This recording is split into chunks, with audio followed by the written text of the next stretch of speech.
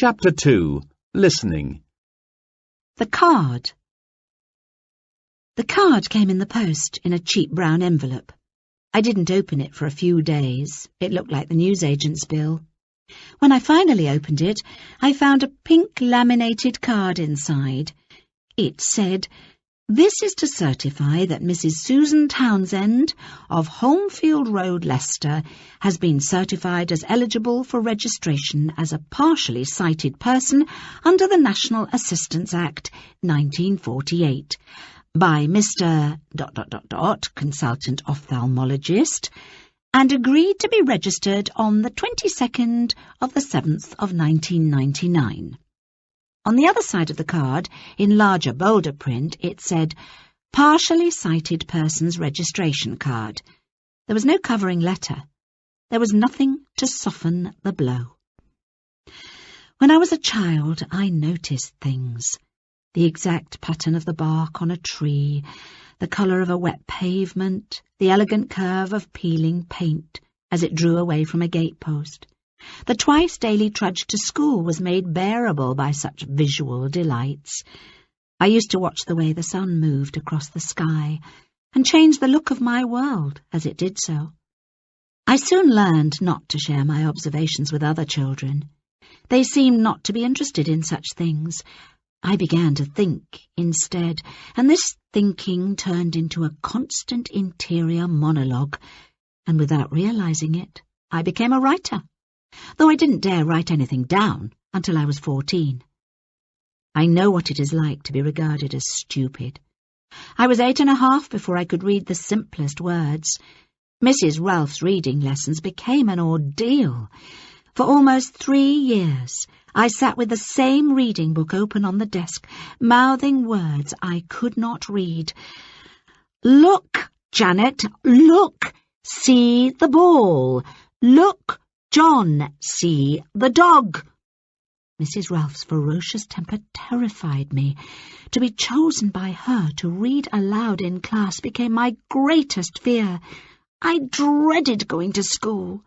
If we small children made a mistake of any kind, she would exert a strange punishment. After a tirade of shouted sarcasm, she would order the offending children to stand on their hands, and then, while upside down, resting their feet against the classroom wall, she would then slap our thighs with the flat of her hand. For us girls, this was a double ordeal. All girls wore skirts in the 1950s, and when we were upside down, our skirts fell over our heads, blinding us. This combination of pain, humiliation, and darkness is used by evil regimes throughout the world to intimidate and bully the powerless and the weak. Since I was a child, I have rarely slept in darkness. I suppose I fear the dark. My sight has deteriorated further since I received that curt pink card. I am now technically blind. I have protected myself very well from the reality of my situation. I call myself a Blinky or Mrs. Magoo. I push negative or pessimistic thoughts out of my mind as soon as they surface, but very occasionally reality rears up and slaps me in the face. The plain truth is that nothing can compensate for sight. I mourn the lack of detail. I can, of course, remember 100,000 details, but I'm still hungry for more. I have always written in block letters in thick black ink on lined paper, as recommended by the RNIB. The difference now is that on this day, the 16th of November, I cannot read the writing I have written without a huge magnifying glass. And after a retinal hemorrhage, I throw my words into the dark and can only hope that the words are reproduced faithfully. On more than a few occasions, I have felt sorry for myself and cried hot, fat tears. The first time, I failed to tell the difference between a daffodil and a tulip without touching them was a bad day. The garden was sunny at the time. Sunshine is the enemy of those of us with diabetic retinopathy. We welcome that grey English light that makes sighted people melancholy. Dawn and twilight are our friends. The pity of people is sometimes hard to bear. A woman approached me recently after I'd made a slightly stumbling public appearance in a blindingly sunny room.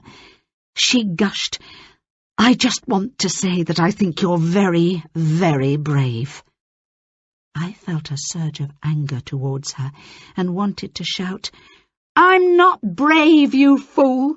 I have no bloody choice but to carry on." But of course I didn't. There is a lot of sentimental nonsense talked about blindness. But oh, it is so painful to look and look at your garden and still not be able to see it. And it makes you want to shout violent, cruel words to the people who suggest that one day you will be content to touch and to smell instead of seeing your precious plants. I still want to see the exquisite elegance of a lily and the vibrant green of an acer.